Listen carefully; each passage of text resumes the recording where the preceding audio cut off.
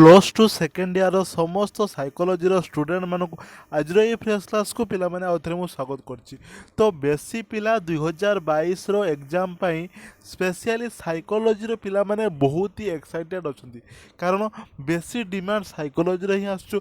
तो तुम मान को सब डिमांड को आखि आगे रखी मो द्वारा जेते पारो पर्यंत चेष्टा चलेगी विभिन्न सब क्वेश्चन को सब एकत्रित करके तुम मान को पाई सब नहीं आछि। ओके, तो आजिर क्लास रे आमे ठीक से परी एमसीक्यू टाइप रो क्वेश्चन आंसर को डिस्कशन करिया। तो पिला माने तुम माने जानि थिबो आमे 1 रु 50 पर्यंत एमसीक्यू टाइप रो क्वेश्चन आंसर को डिस्कशन करि सारछु पिला माने। तो सेति मधुरी जते मु पार्ट 2 वीडियो टी अपलोड करथिली तो किछि पिला मते कमेंट करथिले जे सर एटा हम सिलेबस रे नै। तो मते लागला कि सेटा सिलेबस रे पिला माने थिला रे से छाड़ से प्राय सेटा सिलेबस रे ही अछि। तो सेही भितरु प्रश्न गुड़ा आसला प्रथम विषय आम जो लाइफ स्पैन डेवलपमेंट रु से प्रथम विषय रु ही मु से क्वेश्चन गुड़ा को आनी। तो तुम को प्रैक्टिस पाए बहुत ही हेल्पफुल हेबो तेणु आम प्रैक्टिस करिकी थिबा। ओके, तो आम 1 रु 50 पर्यंत एमसीक्यू टाइप रो क्वेश्चन आंसर को कंप्लीट कर सारचु। तो आज ठीक से परी 50 पाख अर्थात 51 पाखर आज आम क्वेश्चन आंसर को डिस्कशन करवा स्टार्ट करवा। ओके, तो जो भी स्टूडेंट माने ए पर्यंत आम चैनल स्टडी टाइम मीडिया को सब्सक्राइब करना एबे ही सब्सक्राइब करके ऑल नोटिफिकेशन को प्रेस करदे जहाँफल जिते मु परवर्ती क्लास टी अपलोड करी ना तो तुम पाखे इनफॉरमेशन टी सर्वप्रथमे पहुँच। तो आहरी किसी पिला डिमांड आसुचे सर आप लाइव क्लास करूँ। तो देख पिला माने मोर टे टाइम रे टिके शॉर्ट रही जो मु तुम एबे लाइव क्लास करि पारु नाही। तो आशा करछि जेबे भी एग्जाम आमर तो मैं पाखे आसलाई तो से एग्जाम पाखापाखि मु निश्चित रूपे लाइव क्लास तुम मान भेटिदेवी। देखो मु एई क्लास गुड़ा सब मु राति रे ताकू तुम मान क्लास करके दिन में ताकू अपलोड करता है। ओके, छाड़ तो एत भितर आम जीवानी। तो आज ये दमदार क्लास को आम प्रथम स्टार्ट करदे। तो पिला माने देखो प्रथम प्रश्न कौन देछि ना कौनसी बाह्य बा अंतरीण घटना आम मन और शरीर संतुलन को प्रभावित कले सही घटना को डैश कहा जाए। तो पिला माने एटा बहुत ही गोटे इंपोर्टेंट क्वेश्चन तुम मान कौन कहला। तो प्रश्नटा पिला माने आउथरे शुणी रखरे ना कौनसी बाह्य बा अंतरीण घटना आम मन और शरीर संतुलन को प्रभावित कले सही घटना को कौन कहा जाए। तो पिला माने ऑप्शन गुड़ा सब तुम सब देखिपार कौन देछि चापक मानसिक चाप उद्वेग। तो पिला माने यार करेक्ट आंसर टी हम चापक कह जाए। कौन कह जाए ताकू आम साधारणतः चापक कही था बुझीपार। तो ये 52 नंबर क्वेश्चन देख पिला माने कौन देछि डैश मानसिक चाप सृष्टि करती। तो पिला माने कौ उपादानटी एठी देछि आमर ऑप्शन ले आंक मधुर कोटा मानसिक चाप सृष्टि करती। तो 52 नंबर ऑप्शन पिला माने देखो कौन देछि केवल सकारात्मक घटना केवल नकारात्मक घटना उभय सकारात्मक और नकारात्मक घटना। तो पिला माने 52 नंबर करेक्ट आंसर कौन हम उभय सकारात्मक और नकारात्मक घटना मानसिक चाप सृष्टि करि थांती। तो पिला माने 53 नंबर देखो कौन देछि। तो पिला माने एठी देखिबार तो तुमे 53 नंबर टी स्कैन हेबारे किछि बोधे विलंब होइछि ना कोन बा किछि गोटा कोन हेइछि जहा पड़े सेटा कंप्लीटली स्कैन होई पारे नै। तो एहार क्वेश्चन टी को मु कमेंट बॉक्स रे आंसर सह देई देबी। एबे 54 नंबर क्वेश्चन देखो डैश सुचापर दृष्टांत अटे कोटा सुचापर चाकरी हराइबार अनुभूति प्रियजनक मृत्यु शोक परीक्षार सफल होबार प्रयास। तो पिला माने सुचाप आमको कही ना आम जो आमर गोटे लोकर गोटे जदि चाकरी जदि पलैब सेटा कौन सुचाप हम कहार प्रियजनक जदि मृत्यु हो हम कि जिते बड़ा तुम 2022 जो रेजल्ट बाहर पिला माने तुम मैंने जिते देखो साइकोलोजी रे बहुत ही भल स्कोर अच्छी तो से तुम कौन हम से सुचाप हो अर्थात 54 नंबर करेक्ट आंसर कौन हम ना आम परीक्षार सफलता निमंते प्रयास ए हेउचु सुचापर एक दृष्टांत अटे। एबे पिला माने 55 नंबर देखो कौन कही डैश कुचाप सृष्टि करे पिला माने कोटा कुचाप सृष्टि करे चाकरी हराइबा ଲଟେରୀ ଜିତିବା ବିବାହ କରିବା। ତ ପିଲାମାନେ ବିବାହ କରିବା ମାନେ ସେ ନିଶ୍ଚିତ ରୂପେ ସେ ଖୁସି ଥିବ, ଲଟେରୀ ଜିତିବ ମାନେ ସିଏ ବି ନିଶ୍ଚିତ ରୂପେ ଖୁସି ଥିବ। ଚାକିରି ହରାଇବା, ପିଲାମାନେ ଯଦି ଚାକିରି ଯଦି ହରାଇବ ତ ସେଇଟା ହେଉଛି କୁଚାପ ସୃଷ୍ଟି କରିଥାଏ। ଏବେ ପିଲାମାନେ 56 ନମ୍ବର ଦେଖ କ'ଣ କହିଛି। 56 ନମ୍ବର ପ୍ରଶ୍ନଟି ପିଲାମାନେ ରହିଛି, ଡ୍ୟାସ୍ ସମାଜୋଗୀ କୌଶଳ ମାନସିକ ଚାପକୁ ନିୟନ୍ତ୍ରଣ କରିବାରେ ଅପେକ୍ଷାକୃତ ଭାବେ ଅଧିକ ଫଳପ୍ରଦ ହୋଇଥାଏ। କେଉଁଟା ସମାଜଯୋଗୀ କୌଶଳ ମାନସିକ ଚାପକୁ ନିୟନ୍ତ୍ରଣ କରିବାରେ ଆଚ୍ଛା ଅପେକ୍ଷାକୃତ ଅଧିକ ଫଳପ୍ରଦ ପିଲାମାନେ ସେ ପଚାରିଛି କ'ଣ ହେବ ନା ସମସ୍ୟା କୈନ୍ଦ୍ରିକ ଅହଂ ଋଣକ୍ଷମ ଅହଂ ରଣ ରକ୍ଷଣାତ୍ମକ ହଁ ଅହଂ ରକ୍ଷଣାତ୍ମକ ଆଉ ଗୋଟେ ଦେଲା କ'ଣ ନା ପ୍ରକ୍ଷୋଭ୍ୟ କୈନ୍ଦ୍ରିକ। ତ ପିଲାମାନେ ଏହାର କରେକ୍ଟ ଆନ୍ସର୍ ହେବ ସମସ୍ୟା କୈନ୍ଦ୍ରିକ ଏହାର କରେକ୍ଟ ଆନ୍ସର୍ ହୋଇଯିବ। ଏବେ ପିଲାମାନେ 57 ନମ୍ବର ଦେଖ କ'ଣ କହିଛି, ଡ୍ୟାସ୍ ସମାଜଯୋଗୀ କୌଶଳୀର ମାନସିକ ଚାପରେ ନିହିତ ଆବେଗାତ୍ମକ ପ୍ରକ୍ରିୟା ଗୁଡ଼ିକୁ ନିୟନ୍ତ୍ରଣ କରିଥାଏ। ତ ସେଟା ଯେମିତିଆ ପିଲାମାନେ ହେଲା ସମସ୍ୟା କୈନ୍ଦ୍ରିକ, ଏଟା ପିଲାମାନେ ହେବ ପ୍ରକ୍ଷୋଭ କୈନ୍ଦ୍ରିକ। ତ ଏହାର 57 ନମ୍ବର କରେକ୍ଟ ଆନ୍ସର୍ ପିଲାମାନେ କ'ଣ ହେବ ନା ପ୍ରକ୍ଷୋଭ କୈନ୍ଦ୍ରିକ ହେବ। ଏବେ ପିଲାମାନେ 58 ନମ୍ବର ଦେଖ ପିଲାମାନେ କ'ଣ ଦେଇଛି ନା ସମାଜଯୋଗୀ କୌଶଳ ଦ୍ୱାରା ମାନସିକ ଚାପ ନିୟନ୍ତ୍ରଣ ଆତ୍ମପ୍ରବଞ୍ଚନା ମାତ୍ର ଡ୍ୟାସ୍ ସମାଜଯୋଗୀ କ'ଣ ହେବ ପିଲାମାନେ ନା ସମସ୍ୟା କୈନ୍ଦ୍ରିକ ଅହଂ ରକ୍ଷଣାତ୍ମକ ନା ପ୍ରକ୍ଷୋଭ କୈନ୍ଦ୍ରିକ। ତ ପିଲାମାନେ ଏହାର କରେକ୍ଟ ଆନ୍ସର୍ ହେବ ଅହଂ ରକ୍ଷଣାତ୍ମକ। ଏବେ ପିଲାମାନେ 59 ନମ୍ବର ଦେଖ କ'ଣ ଦେଇଛି, ବାସ୍ତବତାକୁ ଗ୍ରହଣ ନ କରି କୌଣସି ବ୍ୟବହାରକୁ ଯୁକ୍ତି ମାଧ୍ୟମରେ ନିଜ ସପକ୍ଷରେ ପ୍ରତିପାଦନ କରିବାକୁ କ'ଣ କୁହାଯାଏ। ଆମେ ଗୋଟେ ନିଶ୍ଚିତ ଘଟଣାକୁ ଆମେ ଗୋଟେ ଗ୍ରହଣ କରିପାରୁନଥିବା, ଗୋଟେ ସତଟାକୁ ଆମେ ଗ୍ରହଣ କରିପାରୁନଥିବା ଏବଂ ବ୍ୟବହାର ଯୁକ୍ତି ମାଧ୍ୟମରେ ଆମେ କ'ଣ କରୁଥିବା ନା ତାକୁ ଆମେ ନିଜ ସପକ୍ଷକୁ କରୁଥିବା। ତ ସେମିତିକା ପ୍ରଦାନ ପ୍ରତିପାଦନ କରିବାକୁ ପିଲାମାନେ କ'ଣ କୁହାଯାଏ ରେ କ'ଣ କୁହାଯିବ ଦେଖ ଯୁକ୍ତି ସଙ୍ଗତକରଣ। ଏହା ହିଁ କରେକ୍ଟ ଆନ୍ସର୍ ହେବ ପିଲାମାନେ ଯୁକ୍ତି ସଙ୍ଗତକରଣ। ଏବେ 60 ନମ୍ବର କ୍ୱେଶ୍ଚନ୍ ପିଲାମାନେ ଦେଖ ତୁମମାନଙ୍କ ପାଇଁ, ନିଜର ତ୍ରୁଟି ନିମନ୍ତେ ଅନ୍ୟକୁ ଦୋଷାରୋପ କରିବା ଡ୍ୟାସ୍ର ଦୃଷ୍ଟାନ୍ତ ଅଟେ। କେଉଁଠି ଦେଖ ନା ଏହାର କରେକ୍ଟ ଆନ୍ସର୍ ହେବ ପ୍ରକ୍ଷେପଣ। କ'ଣ ହେବ ପିଲାମାନେ ପ୍ରକ୍ଷେପଣର ଏକ ଦୃଷ୍ଟାନ୍ତ ଅଟେ। କ'ଣ ନା ନିଜର ତ୍ରୁଟି ନିମନ୍ତେ ଅନ୍ୟ ଉପରକୁ ଆମେ ଦୋଷଟା ଦେଇଥାଉ। ଭୁଲ ଆକ୍ଚୁଆଲି ହେଇଥିବ ପିଲାମାନେ ଆମର, କିନ୍ତୁ ଆମେ ଦୋଷ ଆଉ ଜଣଙ୍କୁ ଦେଉଥିବା। ତାପରେ ପିଲାମାନେ 61 ନମ୍ବର କ୍ୱେଶ୍ଚନ୍ କ'ଣ କହିଛି, ମନୁଷ୍ୟ ଓ ପରିବେଶ ସମ୍ବନ୍ଧୀୟ କ୍ଷେତ୍ର ତତ୍ତ୍ୱ ପ୍ରତିରୂପ ଡ୍ୟାସ୍ଙ୍କ ଦ୍ୱାରା ପ୍ରସ୍ତାବିତ ହୋଇଥିଲା। ତ ପିଲାମାନେ ବହୁତ ହି ଇମ୍ପୋର୍ଟାଣ୍ଟ କ୍ୱେଶ୍ଚନ୍ରେ ତୁମମାନଙ୍କ ପାଇଁ ମନୁଷ୍ୟ ଓ ପରିବେଶ ସମ୍ବନ୍ଧୀୟ କ୍ଷେତ୍ର ତତ୍ତ୍ୱ ପ୍ରତିରୂପ ଡ୍ୟାସ୍ଙ୍କ ଦ୍ୱାରା ପ୍ରସ୍ତାବିତ ହୋଇଥିଲା। ତ ଏଇଟା ପିଲାମାନେ କରେକ୍ଟ ଆନ୍ସର୍ ହେବ କ'ଣ ନା ଏଟା ହେବ ଲିୱିନ୍। କ'ଣ ହେବ ଲିୱିନ୍। ତ ଲିୱିନ୍ ହିଁ ପ୍ରଥମେ ଏହାକୁ ପ୍ରସ୍ତାବିତ କରିଥିଲେ। ତ ପିଲାମାନେ ଏବେ 62 ନମ୍ବର କ୍ୱେଶ୍ଚନ୍ ଦେଖ କ'ଣ ଦେଇଛି ନା ପ୍ରଦୂଷଣ ଏକାଗ୍ରତା ନିମନ୍ତେ କ୍ଷତିକାରକ। ଏକାଗ୍ରତା ନିମନ୍ତେ ପିଲାମାନେ ସେ ପଚାରିଛି ଯାହାକି ହେବ ଶବ୍ଦ। ଯଦି କୌଣସି ଜାଗା ଯଦି କୋଳାହଳ ହେଉଥିବ ଆମେ ଏକାଗ୍ରତାର ସହିତ ଆମେ ମନକୁ ସ୍ଥିର କରିପାରିବା ନାହିଁ। ଏବେ ପିଲାମାନେ 63 ନମ୍ବର କ୍ୱେଶ୍ଚନ୍ ଦେଖ ତୁମମାନଙ୍କ ପାଇଁ କ'ଣ ଦେଇଛି ନା ପରିବେଶ ମନୋବିଜ୍ଞାନ ଡ୍ୟାସ୍ ପ୍ରଭାବକୁ ଅଧ୍ୟୟନ କରେ। ପରିବେଶ ମନୋବିଜ୍ଞାନଟା କେଉଁ ପ୍ରଭାବକୁ ଅଧ୍ୟୟନ କରେ? କେବଳ ପରିବେଶ ଉପରେ ମନୁଷ୍ୟ ନା କେବଳ ମନୁଷ୍ୟ ଉପରେ ପରିବେଶ ନା ଉଭୟ ପରିବେଶ ଉପରେ ମନୁଷ୍ୟ ଏବଂ ମନୁଷ୍ୟ ଉପରେ ପରିବେଶ? ତ ଏହା ହିଁ ପିଲାମାନେ କରେକ୍ଟ ଆନ୍ସର୍ ହେବ କ'ଣ ନା ଉଭୟ ପରିବେଶ ଉପରେ ମନୁଷ୍ୟର ଏବଂ ମନୁଷ୍ୟ ଉପରେ ପରିବେଶର। ଏବେ ପିଲାମାନେ 64 ନମ୍ବର କ୍ୱେଶ୍ଚନ୍ ଦେଖ କ'ଣ ଦେଇଛି ରେ ନା ଡ୍ୟାସ୍ଙ୍କ ମତାନୁସାରେ ପରିବେଶ 5ଗୋଟି କ୍ରମ ସୋପାନାତ୍ମକ ପ୍ରଣାଳୀ ଦ୍ୱାରା ରଚିତ। କାହା ମତ ଅନୁସାରେ ପିଲାମାନେ? ତ ଏହାର କରେକ୍ଟ ଆନ୍ସର୍ ପିଲାମାନେ ତୁମମାନେ ନିଶ୍ଚିତ ରୂପେ ଜାଣିଛ, ଯାହାର କି କରେକ୍ଟ ଆନ୍ସର୍ ହେଉଛି ବ୍ରେନ୍ ଫ୍ରେନ୍ ପିଲାମାନେ ଆଉ ଥରେ ଏଇ ନାଁଟିକୁ ମନେ ରଖ କ'ଣ ଅଛି ନା ବ୍ରେନ୍ ଫ୍ରେନ୍ ବେବରଙ୍କ ମତ ଅନୁସାରେ ପରିବେଶ 5ଗୋଟି କ୍ରମ ସୋପାନାତ୍ମକ ପ୍ରଣାଳୀ ଦ୍ୱାରା ରଚିତ ହୋଇଥାଏ।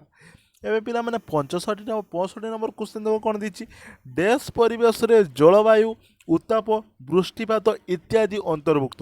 କେଉଁ ପରିବେଶରେ ପିଲାମାନେ, ଜୈବିକ, ପାର୍ଥିବ ନା ମନୁଷ୍ୟକୃତ। ତ ପିଲାମାନେ ଦେଖ ମନୁଷ୍ୟକୃତ ହେବାରେ ଏଇଟା କୌଣସି ବି ଚାନ୍ସ ନାହିଁ, ତ ଏଇଟା ହେବ ପାର୍ଥିବ। କ'ଣ ହେବ ପିଲାମାନେ, ପାର୍ଥିବ ପରିବେଶରେ।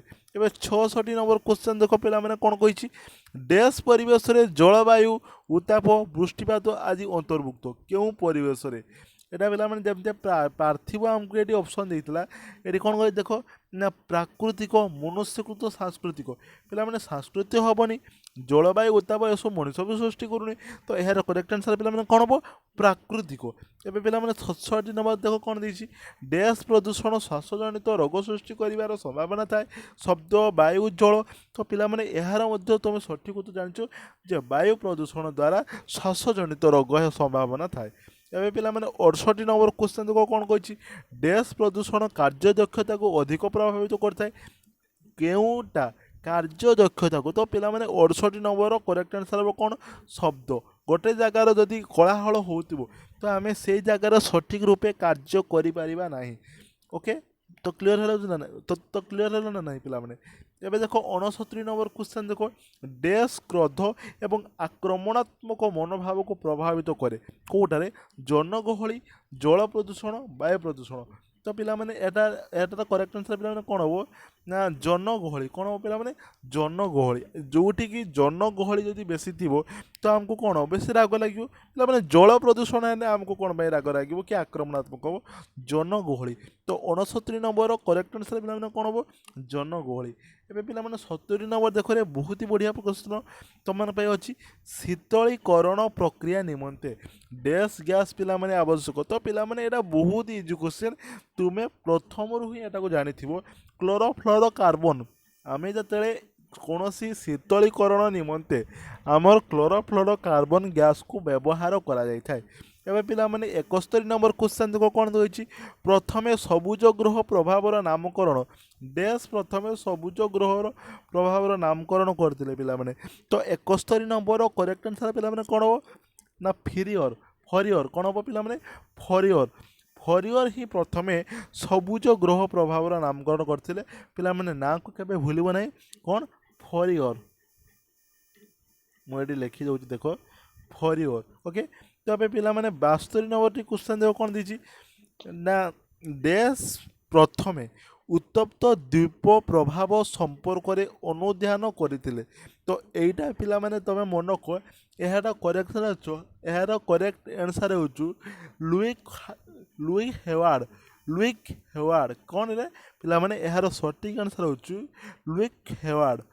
ଓକେ, ଏବେ ପିଲାମାନେ 73 ଦେଖ କ'ଣ ଦେଇଛି, ପରିବାର, ସାଙ୍ଗସାଥି ଓ ଖେଳ ସାଥୀକୁ ନେଇ ଯେଉଁ ସାମାଜିକ ସମୂହ ଗଠିତ ହୋଇଥାଏ ତାହାକୁ ପିଲାମାନେ ଡ୍ୟାସ୍ କୁହାଯାଏ, ପ୍ରାଥମିକ ସମୂହ, ବହିର୍ ସମୂହ, ଗୌଣ ସମୂହ।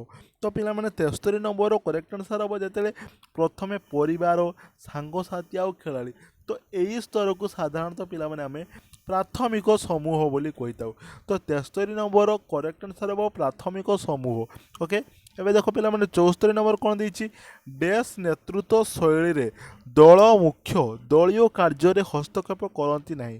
ପିଲାମାନେ ଦେଖ କ'ଣ ହେବ ନା ଗଣତନ୍ତ୍ରବାଦୀ ନା ଅଧିକାରବାଦୀ ନା ଉଦାସୀନ। ତ ପିଲାମାନେ 74 କରେକ୍ଟ ଆନ୍ସର୍ ହେବ କ'ଣ ନା ଉଦାସୀନ। କ'ଣ ହେବ ପିଲାମାନେ, ଉଦାସୀନ ନେତୃତ୍ୱ ଶୈଳୀରେ ଦଳର ଯେଉଁ ଦଳ ମୁଖ୍ୟ ଦଳୀୟ କାର୍ଯ୍ୟରେ ହସ୍ତକ୍ଷେପ କରନ୍ତି ନାହିଁ, ସେଟା ହେଉଛି ଉଦାସୀନ ନେତୃତ୍ୱରେ। ତ ଆମର ନେତୃତ୍ୱ ଅନେକ ଅଛି ନା, ଉଦାସୀନ ଅଛି, ଆମର କ'ଣ ଅଛି, ଗଣତନ୍ତ୍ରବାଦୀ ଅଛି। ତ ଏବେ ପିଲାମାନେ 75 ଦେଖ କ'ଣ ଦେଇଛି ନା ଡ୍ୟାସ୍ ଦଳ ମୁଖ୍ୟ ଦଳ ପାଇଁ ସମସ୍ତ ସିଦ୍ଧାନ୍ତ ନିଜେ ଗ୍ରହଣ କରନ୍ତି, ତାହାକୁ ଡ୍ୟାସ୍ ଦଳ ମୁଖ୍ୟ ବୋଲି କୁହାଯାଏ। ତ ଏଟା ଯେମିତି ଆମେ ଜାଣିଲେ ଯେ ଉଦାସୀନ ଦଳର କାର୍ଯ୍ୟ ହେଉଛି ନେତୃତ୍ୱରେ, ତ ଏଟା ପିଲାମାନେ କ'ଣ ହେବ ନା ଏହାର ସଠିକ୍ ଆନ୍ସର୍ ହେବ ଅଧିକାରବାଦୀ। କ'ଣ ହେବ ପିଲାମାନେ, ଅଧିକାରବାଦୀ ଦଳ। ବୁଝିପାରୁଛ କି ନାହିଁ, ତ ଯେଉଁ ଦଳର ମୁଖ୍ୟ ପାଇଁ ତାହାକୁ କ'ଣ କୁହାଯାଏ, ତାକୁ କୁହାଯାଏ ମନେକର ସିଏ ତାଙ୍କ ଯେକୌଣସି ନିଷ୍ପତ୍ତି ହେଉଥିବ ସେ ନିଜେ ଗ୍ରହଣ କରନ୍ତି। ତ ସେଟା କ'ଣରେ ପିଲାମାନେ, ତା ହେଉଛି ଅଧିକାରବାଦୀ। ଅଧିକାରବାଦୀ ବହୁତ ହି ବଢ଼ିଆରେ। ଏବେ ପିଲାମାନେ 76 ନମ୍ବର ଦେଖରେ କ'ଣ ଦେଇଛି ନା ସାମ୍ନା ସାମ୍ନି ଏବଂ ଅନ୍ତରଙ୍ଗ ସମ୍ପର୍କ ଡ୍ୟାସ୍ ସମୂହର ଏକ ପ୍ରମୁଖ ଗୁଣ ଅଟେ। ଗୌଣ ନା ନା ନା ଯଦି ଦେଖ ଅନୌପଚାରିକ ନା ପ୍ରାଥମିକ। ତ ପିଲାମାନେ 76 ନମ୍ବରର କରେକ୍ଟ ଆନ୍ସର୍ ହେବ କ'ଣ ପ୍ରାଥମିକ ଭାବରେ କ'ଣ ହେବ ପ୍ରାଥମିକ ସାମ୍ନା ସାମ୍ନି ହେବା ବା ଅନ୍ତରକ ସମୂହ। ତ ପିଲାମାନେ ବୁଝିପାରୁଛ କି ନାହିଁ। ଏବେ ପିଲାମାନେ 77 ନମ୍ବର ଦେଖ କ'ଣ ଦେଇଛି ପରିବାର ଡ୍ୟାସ୍ ଗୋଷ୍ଠୀର ଏକ ଉଦାହରଣ ଅଟେ। ପରିବାର କେଉଁ ଗୋଷ୍ଠୀର ଆନୁଷ୍ଠାନିକ ନା ପ୍ରାଥମିକ ନା ଗୌଣ। ତ ପିଲାମାନେ 77 ନମ୍ବରର କରେକ୍ଟ ଆନ୍ସର୍ଟି ଯଦି ଆମେ ଦେଖିବା ତ କ'ଣ ହେବ ନା ଏହାର ବି ହେବ ପ୍ରାଥମିକ।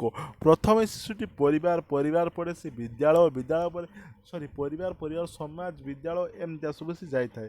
ଓକେ ତ ପ୍ରଥମେ ଯଦି ଆମେ କହିବା ତ ପ୍ରଥମଟି ପିଲାମାନେ କ'ଣ ହେବ ନା ପରିବାର କ'ଣ ହେବ ରେ ହଁ ହଁ ଆମର ପରିବାରଟି କ'ଣ ହେବ ନା ପ୍ରାଥମିକ ସ୍ତରରେ ଯିବ। ଓକେ ଏବେ 78 ନମ୍ବର ଦେଖ କ'ଣ ଦେଇଛି ଯେଉଁ ଦଳ ମୁଖ୍ୟ ଦଳୀୟ ସଭ୍ୟଙ୍କ ସହ ପରାମର୍ଶ କରି ପ୍ରମୁଖ ସିଦ୍ଧାନ୍ତ ଗୁଡ଼ିକ ଗ୍ରହଣ କରନ୍ତି ତାହାକୁ ଡ୍ୟାସ୍ ଦଳ ମୁଖ୍ୟ କୁହାଯାଏ। ତ ପିଲାମାନେ ଆମେ ଜାଣିଲେ ଯେ ଅଧିକାରବାଦୀ ଦଳରେ ନିଜେ ଦଳର ମୁଖ୍ୟ ତାଙ୍କ ନିଜ ନିଷ୍ପତ୍ତି ଗ୍ରହଣ କରନ୍ତି।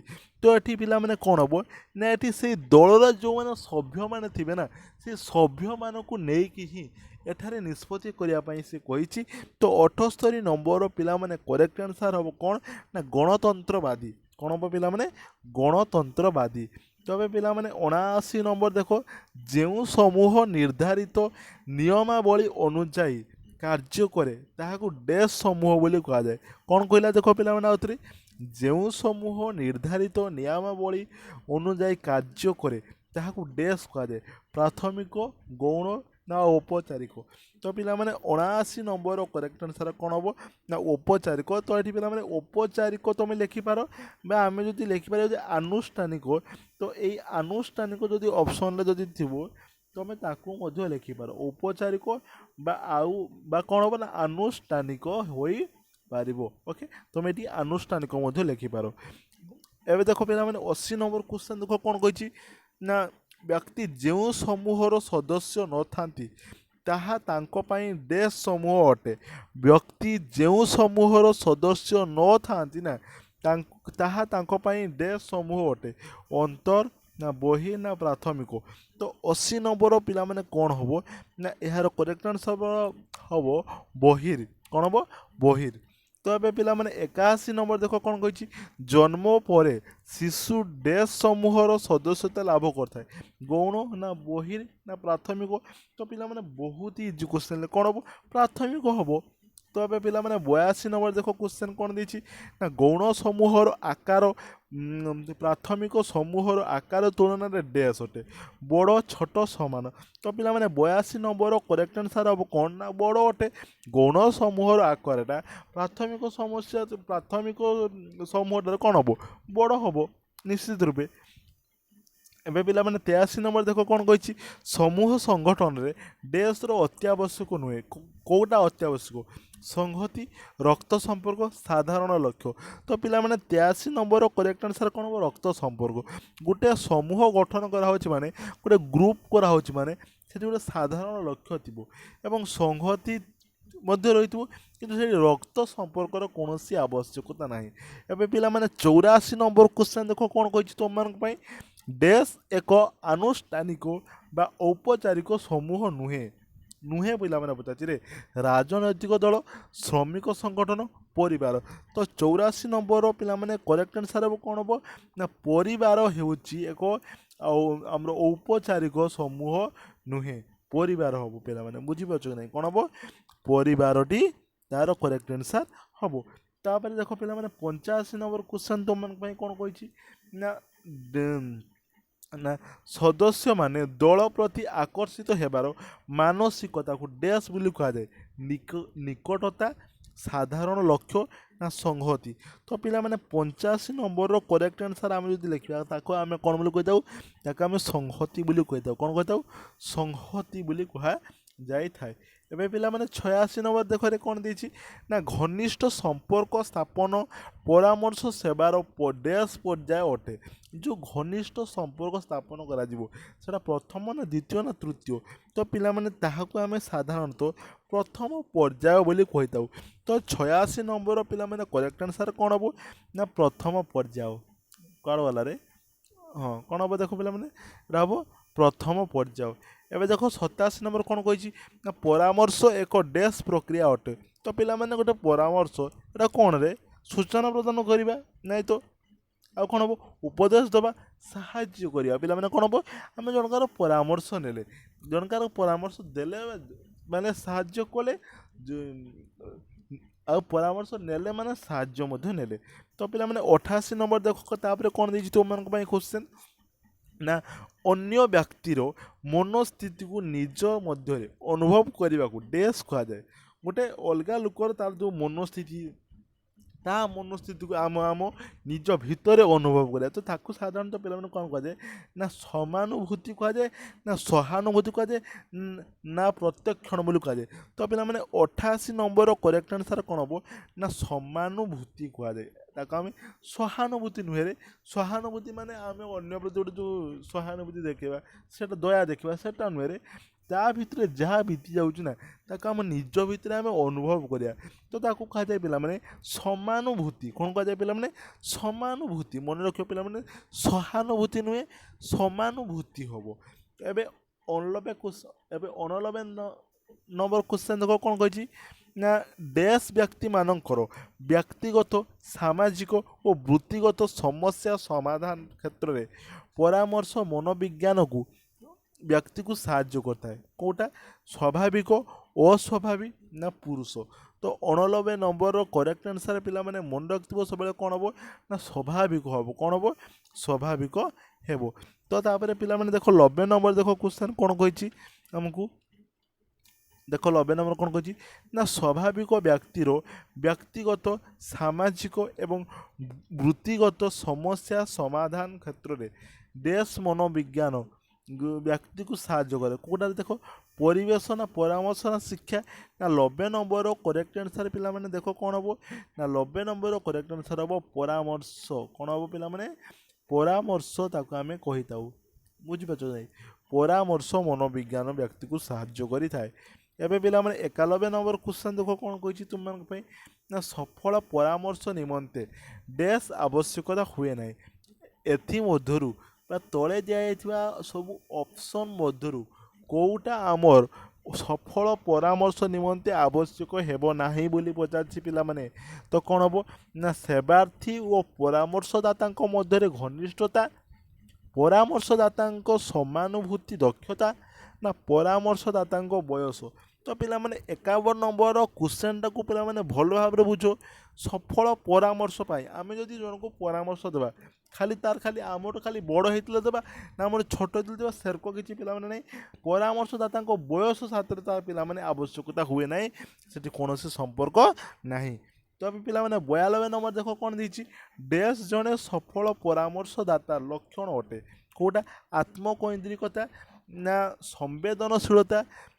ଆଉ ଗୋଟେ ଅପସନ୍ କ'ଣ ଦେଇ ଦେଖ, ହଁ ଅବିଶ୍ୱାସ। ପିଲାମାନେ ଏଇଟା ଦେଖାଯାବନି, ଏଇଟା ହେବ ଅବିଶ୍ୱାସ। କ'ଣ ହେବ ଅବିଶ୍ୱାସ। ତ 92 ନମ୍ବର କରେକ୍ଟ ଆନ୍ସର୍ ପିଲାମାନେ କ'ଣ ହେବ ନା ସମ୍ବେଦନଶୀଳତା। କ'ଣ ହେବ ସମ୍ବେଦନଶୀଳତା, ଏହାର କରେକ୍ଟ ଆନ୍ସର୍ ହୋଇଯିବ।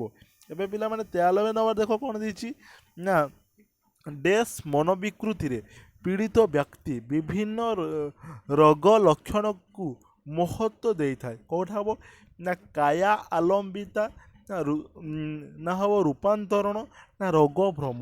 ତ ପିଲାମାନେ 93 ନମ୍ବର କରେକ୍ଟ ଆନ୍ସର୍ ହେବ କାୟ ଆଲମ୍ବିତା। କ'ଣ ହେବ ପିଲାମାନେ କାୟ ଆଲମ୍ବିତ।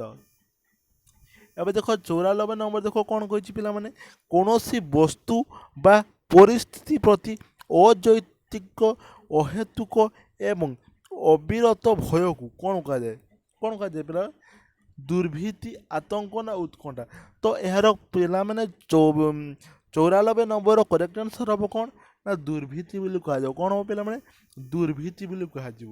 ତ ତାପରେ ଦେଖ ପିଲାମାନେ 95 ନମ୍ବର ଦେଖ କ'ଣ କହିଛି ରେ ନା କୌଣସି ସ୍ପଷ୍ଟ କାରଣ ନଥାଇ ଦୀର୍ଘକାଳ ପର୍ଯ୍ୟନ୍ତ ଆଶଙ୍କାଗ୍ରସ୍ତ ହେବାକୁ ତାକୁ କ'ଣ କୁହାଯାଏ? କୌଣସି ନିର୍ଦ୍ଦିଷ୍ଟ ସ୍ପଷ୍ଟ କାରଣ ହିଁ ନଥିବ। କ'ଣ କୁହାଯିବ ରେ? ଉତ୍କଣ୍ଠା ମନ ବିକୃତି କୁହାଯିବ, ନା ଭାବ ବିକୃତି, ନା ଚିତ୍ତଭ୍ରଂଶୀ ବାତୁଳତା। ତ ପିଲାମାନେ 95 ନମ୍ବର କରେକ୍ଟ ଆନ୍ସର୍ କ'ଣ ହେବ? ଉତ୍କଣ୍ଠା ମନୋବୃତ୍ତି। ତା ମନରେ ଖାଲି କ୍ୟୁରିଓସିଟି ଥିବ, ଉତ୍କଣ୍ଠା ଥିବ। କୌଣସି ଗୋଟେ ମନେକର ପିଲାମାନେ ଆମେ ଗୋଟେ ଯେଉଁ ସରପ୍ରାଇଜ୍ ଆମେ ଗୋଟେ ପାଇବା ପାଇଁ ଯାଇଥାଉ, କି କୌଣସି ଘଟଣା ଭିତରେ ଆମେ ହାଲକା କି ଜାଣିଥାଉ, ଅଳ୍ପ କିଛି ଜାଣିଥାଉ, ତ ଆମ ମନରେ କ୍ୟୁରିଓସିଟିଟା ବଢ଼ି ବଢ଼ିକା ଯିବ। ଆରେ ସେଇଟା କ'ଣ ହେଇଥିବ, କ'ଣ ନାହିଁ। ତ ଆମ ମନର ଉତ୍କଣ୍ଠାତା ମନ ବିକୃତ ହୋଇଯିବ। ତ ପିଲାମାନେ ଏବେ 96 ନମ୍ବର ଦେଖ କ'ଣ ଦେଇଛି ନା, ଯେଉଁ ବ୍ୟକ୍ତି କିଛି ଦିନ ଅତ୍ୟନ୍ତ ଉଲ୍ଲାସିତ ଏବଂ ପରବର୍ତ୍ତୀ କିଛି ଦିନ ପାଇଁ ଅତ୍ୟନ୍ତ ବିଷାଦଗ୍ରସ୍ତ ହୁଏ, ସେ ବ୍ୟକ୍ତି ଡ୍ୟାସ୍ ଦ୍ୱାରା ପୀଡ଼ିତ ହୋଇଥାନ୍ତି। ଉତ୍କଣ୍ଠା ମନୋବିକୃତି, ନା ଦ୍ୱେ ପ୍ରାନ୍ତୀୟ ମନୋବିକୃତି, ନା ଚିତ୍ତଭ୍ରଂଶୀ। ତ ପିଲାମାନେ ଏଇଟା କ'ଣ ହେବ? ତୁମେ ଏଠି ପ୍ରଶ୍ନରେ ଦେଖି ଅପସନ୍କୁ ଜାଣିପାରୁଥିବ କ'ଣ ହେବ ନା, ଏଇଟା ହେବ ଦୁଇ ପ୍ରାନ୍ତୀୟ ମନୋବିକୃତି। ଏବେ ପିଲାମାନେ 97 ନମ୍ବର କ୍ୱେଶ୍ଚନ୍ ଦେଖ କ'ଣ ଦେଇଛି ନା, 21ତମ ଗୁଣସୂତ୍ର ଯୋଡ଼ାରୁ ଅଧିକ ଗୋଟିଏ ଗୁଣସୂତ୍ର ସଂଯୁକ୍ତି ଯୋଗୁଁ ଡ୍ୟାସ୍ ସୃଷ୍ଟି ହୋଇଥାଏ। କ'ଣ ହୋଇଥାଏ? ନା ଡାଉସନ୍ ଲକ୍ଷଣ ସମୂହ, ଚିତ୍ତାଭଂଶୀ ବାତୁଳତା, ନା ଦୁର୍ଭୀତି ମନୋବିକୃତି। ତ ପିଲାମାନେ 57 ନମ୍ବର କ'ଣ ହେବ ନା, ନା ହଁ ଦେଖ, ହ୍ୟାଲୋ, ହଁ ଦେଖ ନା 57 ନମ୍ବରର କରେକ୍ଟ ଆନ୍ସର୍ ହେବ ଡାଉନସ୍ ଲକ୍ଷଣ। କ'ଣ ହେବ? ଡାଉନସ୍ ଲକ୍ଷଣ ସମୂହ ହେବ। ଡାଉନ୍ସ ଲକ୍ଷଣ ସମୂହ, ଡାଉନସ୍ କହିଦେଲେ। ଏବେ ପିଲାମାନେ 58 ନମ୍ବର ଦେଖ କ'ଣ ଦେଇଛି ନା, 58 ନମ୍ବର କ୍ୱେଶ୍ଚନ୍ ଦେଲା, ଏକ ବିକୃତି ସୃଷ୍ଟି ପାଇଁ ଯେଉଁ କାରଣଟି ପର୍ଯ୍ୟାପ୍ତ ତାହାକୁ କାରଣ କୁହାଯାଏ। କ'ଣ କହିଲା କିଛି ବୁଝିହେଲାନି। ଏକ ବିକୃତି ସୃଷ୍ଟି ପାଇଁ ଯେଉଁ କାରଣଟି ପର୍ଯ୍ୟାପ୍ତ ତାହାକୁ ଡ୍ୟାସ୍ କାରଣ, ଏଇଠି ବୋଧେ ଡ୍ୟାସ୍ ଗୋଟେ ଛାଡ଼ିଛି, ଡ୍ୟାସ୍ କାରଣ ବୋଲି କୁହାଯାଏ। କ'ଣ ହେବ? ପୂର୍ବ ପ୍ରବର୍ତ୍ତକ, ନା ପୁନର୍ବଳନକାରୀ, ନା ପ୍ରାଥମିକ। ତ ପିଲାମାନେ 58 ନମ୍ବର କରେକ୍ଟ ଆନ୍ସର୍ ହେବ, ଏଟାର କ'ଣ ହେବ ନା ପ୍ରାଥମିକ ହେବ। ପୂର୍ବ ପ୍ରବର୍ତ୍ତକ ନାହିଁ ପିଲା, ନାଇଁ ଏଇ ପ୍ରାଥମିକ ହିଁ କରେକ୍ଟ ଆନ୍ସର୍ ହେବ, ନୋ ଡାଉଟ୍। ଏବେ ପିଲାମାନେ 59 ନମ୍ବର ଦେଖ କ'ଣ ଦେଇଛି ରେ ନା, ଦେଖ ଏକ ବିକୃତି ନିମନ୍ତେ ଆନୁବଂଶିକ ପୂର୍ବାନୁକୂଳତାକୁ ଡ୍ୟାସ୍ କୁହାଯାଏ। ଏକ ବିକୃତି ନିମନ୍ତେ ବଂଶଗତ ପ୍ରବଣତା, ସାମାଜିକ ପ୍ରବଣତା, ନା ବ୍ୟକ୍ତିଗତ ପ୍ରବଣତା। ତ ପିଲାମାନେ 59 ନମ୍ବର କରେକ୍ଟ ସଠିକ୍ ଉତ୍ତର କ'ଣ ହେବ? ବଂଶଗତ ପ୍ରବଣତା ହୋଇଥିବ। କ'ଣ ହେବ? ବଂଶଗତ ପ୍ରବଣତା। ଏବେ ପିଲାମାନେ 100 ନମ୍ବର କ୍ୱେଶ୍ଚନ୍ ଦେଖ କ'ଣ କହିଛି, ବନ୍ଦ କରିବା ପରେ ତାହାକୁ ବହୁବାର ଯାଞ୍ଚ କରିବା ଡ୍ୟାସ୍ର ଲକ୍ଷଣ। ବୁଝିପାରିଲ? ଆମେ ଗୋଟେ ତାଲାକୁ ମାରିଛେ, ତାଲାକୁ ମାରି ସାରିଲା ପରେ ଆମେ ଯାଇକି ତା ଭିତରେ ଯାଇକି 50ଟା ଦେଖୁଛେ, ଆରେ ଚାବିଟା ଠିକ୍ସେ ପଡ଼ିଛି ତ ଏଇଟା କେଉଁ ପ୍ରକାର ଲକ୍ଷଣ ବୋଲି ସେ ଆମକୁ ପଚାରିଛି। ତ ପିଲାମାନେ ଅପସନ୍ ଗୁଡ଼ିକ ସବୁ କ'ଣ ଦେଇ ଦେଖ ନା, ଦୁର୍ଭୀତି ମନୋବିକୃତି, ସାଧାରଣ ଉତ୍କଣ୍ଠା ମନୋବିକୃତି, ନା ବାଧ୍ୟକାରୀ ଆଦେଶନ ମନୋବିକୃତି। କ'ଣ ହେବ ପିଲାମାନେ? ବାଧ୍ୟକାରୀ ଆଦେଶନ ମନୋବିକୃତି ଏହାର କରେକ୍ଟ ଆନ୍ସର୍ ହେବ। କ'ଣ ହେବ ନା ବାଧ୍ୟକାରୀ ଆଦେଶନ ମନୋବିକୃତି ଏହାର କରେକ୍ଟ ଆନ୍ସର୍ଟି ହୋଇଯିବ। ଓକେ, ତ ପିଲାମାନେ ଆମେ ଫାଇନାଲି ନନ୍ଷ୍ଟପ୍ 1ରୁ 100 ପର୍ଯ୍ୟନ୍ତ କମ୍ପ୍ଲିଟ୍ କରିଦେଲୁ। ଆମେ ତ 25ଟି ତ କମ୍ପ୍ଲିଟ୍ କରିସାରିଥିଲୁ, ଆଜି ପୁଣି 75ଟି ସର୍ଟ କ୍ୱେଶ୍ଚନ୍ ତୁମମାନଙ୍କ ପାଇଁ ଆମ ଚ୍ୟାନେଲ୍ ଷ୍ଟଡି ଟାଇମ୍ ଓଡ଼ିଆରେ ଆଜିର ଏହି ଗୋଟିଏ ଭିଡ଼ିଓରେ ହିଁ ଆମେ କମ୍ପ୍ଲିଟ୍ କରିଦେଲୁ। ତ ଏହି ଭିଡ଼ିଓଟି ନିଶ୍ଚିତ ରୂପେ ତୁମର ସାଙ୍ଗମାନଙ୍କ ପାଖକୁ ସେୟାର କର, ଯାହାଫଳରେ ଆଜିର କ୍ଲାସ୍ରେ ସେମାନେ ମଧ୍ୟ ଲାଭ ନେଇପାରିବେ। ତ ପିଲାମାନେ ଏସବୁ କ୍ୱେଶ୍ଚନ୍ ମୁଁ ବହୁତ ପୂର୍ବରୁ ସଂଗ୍ରହ କରି ରଖିଥିଲି ତୁମମାନଙ୍କ ପାଇଁ। ଏସବୁ ବିଭିନ୍ନ ସେଟ୍ରୁ ମୁଁ ଆଣିକି ତାକୁ ଏକଜୁଟ କରିକି ପୂର୍ବ ଆମର ଯେଉଁ ପ୍ରିଭିୟସ୍ ଇୟର୍ର ଯେଉଁ ପ୍ରଶ୍ନପତ୍ର, ଓକେ, ତ ସେଇ କ୍ୱେଶ୍ଚନ୍ରୁ ମଧ୍ୟ କିଛି ଆଣିକି ମିଶାଇକି ତୁମମାନଙ୍କ ପାଇଁ ଆକୁ ଗୋଟେ ପ୍ରସ୍ତୁତ ଗୋଟେ କରାହେଇଥିଲା। ଓକେ, ତ ଏସବୁକୁ ଆମେ ଯଦି ପ୍ରାକ୍ଟିସ୍ କରିବା ନିଶ୍ଚିତ ରୂପେ ଆମର ଲାଭ ହୋଇଯିବ। ଓକେ, ତ ଆଜିର ଭିଡ଼ିଓଟିକୁ ତୁମ ପିଲାମାନେ କ'ଣ କରିବ ନା ନିଶ୍ଚିତ ରୂପେ ସେୟାର କରିବ, ଏବଂ ଯେଉଁମାନେ ବି ଏପର୍ଯ୍ୟନ୍ତ ଆମ ଚ୍ୟାନେଲ୍ ଷ୍ଟଡି ଟାଇମ୍ ଓଡ଼ିଆକୁ ସବସ୍କ୍ରାଇବ୍ କରିନାହାନ୍ତି କି ଆମ ହ୍ୱାଟ୍ସଆପ୍ ଗ୍ରୁପ୍ରେ ଜଏନ୍ କରିନାହାନ୍ତି, ତ ହ୍ୱାଟ୍ସଆପ୍ ଗ୍ରୁପ୍ର ଲିଙ୍କ୍ଟି ଏହି ଭିଡ଼ିଓରେ ଡେସ୍କ୍ରିପ୍ସନ୍ରେ ମିଳିଯିବ। ତାକୁ ସେଠିରେ ଯାଇକି ତୁମେ ନିଶ୍ଚିତ ରୂପେ ଜଏନ୍ କର, ଏବଂ ଏବେ ହିଁ ଆମ ଚ୍ୟାନେଲ୍ ଷ୍ଟଡି ଟାଇମ୍ ଓଡ଼ିଆକୁ ସବସ୍କ୍ରାଇବ୍ କରିକି ଅଲ୍ ନୋଟିଫିକେସନ୍କୁ ପ୍ରେସ୍ କରିଦିଅ। ଓକେ, ତ ପିଲାମାନେ ଆମେ ସାଇକୋଲୋଜିରେ ଆମେ ବିଭିନ୍ନ ତରିକାରେ ସବୁ କ୍ୱେଶ୍ଚନ୍ ଆନ୍ସର୍ ସବୁ ଡିସ୍କସନ୍ କରୁଛୁ। ଏପଟେ MCQ ଚାଲିଛି, ଏପଟେ 2 ମାର୍କିଆ କ୍ୱେଶ୍ଚନ୍ ଆମର ହେଉଛି 2 ମାର୍କିଆ କି 3 ମାର୍କିଆ। ଏବେ ଆଉ କ'ଣ ହେଉଛି ପିଲାମାନେ ନା ଆମର ପୁଣି ଲଙ୍ଗ୍ କ୍ୱେଶ୍ଚନ୍ ମଧ୍ୟ ସବୁଦିନ ହେଉଛି। ତ ଲଙ୍ଗ କ୍ୱେଶ୍ଚନ୍ ହେଉଛି, MCQ ହେଉଛି ଏବଂ 2 ମାର୍କିଆ କି 3 ମାର୍କିଆ କ୍ୱେଶ୍ଚନ୍। ତ ଏସବୁକୁ ଆମେ ଯଦି ଭଲ ଭାବରେ ଯଦି ଦେଖିକି ଯିବା ନା, ତ ନିଶ୍ଚିତ ରୂପେ ଆମର ଏକ୍ଜାମଟି ସଫଳ ହୋଇପାରିବ, ଆମ ପରିଶ୍ରମର ମଧ୍ୟ ମୂଲ୍ୟ ଆମକୁ ମିଳିପାରିବ। ଓକେ, ତ ଆଜିର କ୍ଲାସ୍କୁ ଆମେ ଏଇଠି ରଖିବା। ତ ନେକ୍ସଟ କ୍ଲାସ୍ରେ ସାଇକୋଲୋଜିର ବିଭିନ୍ନ କ୍ୱେଶ୍ଚନ୍ ଆନ୍ସର୍ ବିଷୟରେ ଆମେ ଡିସ୍କସନ୍ କରିବା।